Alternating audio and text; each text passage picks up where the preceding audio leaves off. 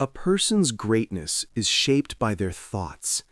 This timeless idea has been proven again and again by successful people across the world. As many thinkers have said, what you focus on in your mind eventually becomes your reality. But if that is true, why do so many people still struggle? Why do they fail to rise above their situation?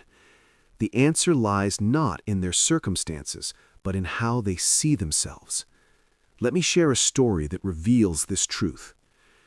In a crowded railway station filled with noise, movement, and endless travelers, there lived a poor man who survived by begging. Every day he sat on the same cold platform, stretching out his hand, hoping someone would drop a coin. This routine had become his life. He never questioned it. One day, a well-dressed man arrived at the station. His confident walk and calm presence made him stand out from the crowd. The beggar noticed him and thought, "This man looks wealthy. He will surely help me." He quickly approached and extended his hand. But instead of giving money, the man stopped and asked a simple question. "Do you only take from others, or have you ever given something to anyone?" The beggar was confused. No one had ever asked him such a thing before.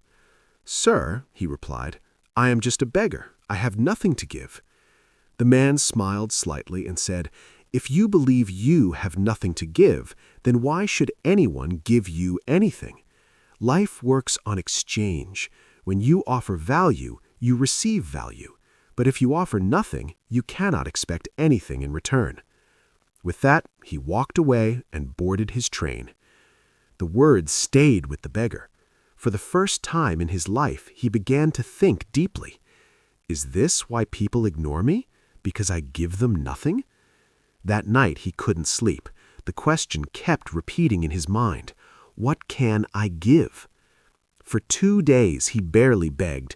He was searching for an answer. On the third day, something caught his attention. Near the railway tracks, small wildflowers were growing through the cracks in the ground, bright, colorful, and full of life. An idea sparked. He picked a few flowers and returned to his place. The next time someone gave him a coin, he smiled and offered a flower in return. People were surprised, but they smiled. Slowly, things began to change. More people started stopping. Some even returned just to get a flower. His earnings increased, and for the first time he felt a sense of dignity. He realized something important. People were not giving out of sympathy anymore. They were responding to value. Days passed and his confidence grew. One day he saw the same well-dressed man again.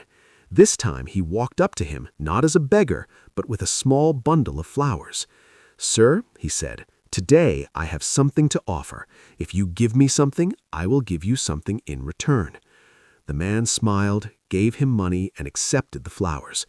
"Well done," he said. "You have understood the principle. You are no longer a beggar, you are a trader." That moment changed everything. The man began to think differently. If I can do this here, I can do more. Soon after, he left the station and started a small flower business.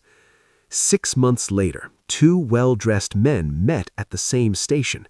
One of them looked closely and said, "You seem familiar. Have we met before?" The other smiled. "Yes, once you refused to give me money. Later, you bought flowers from me." The man was shocked. "You were that beggar?"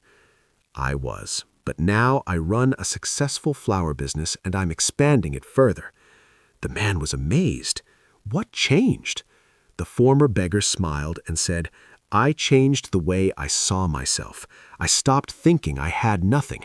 I realized I could create value. And once I changed my thinking, my life followed." They shook hands, this time as equals. The lesson is simple but powerful. Your life is shaped by your thoughts. If you see yourself as weak, you will remain stuck. But if you believe you have value to offer, you will find a way to grow. Change your thinking, and you can change your future. Did you like this video? Don't forget to comment and subscribe.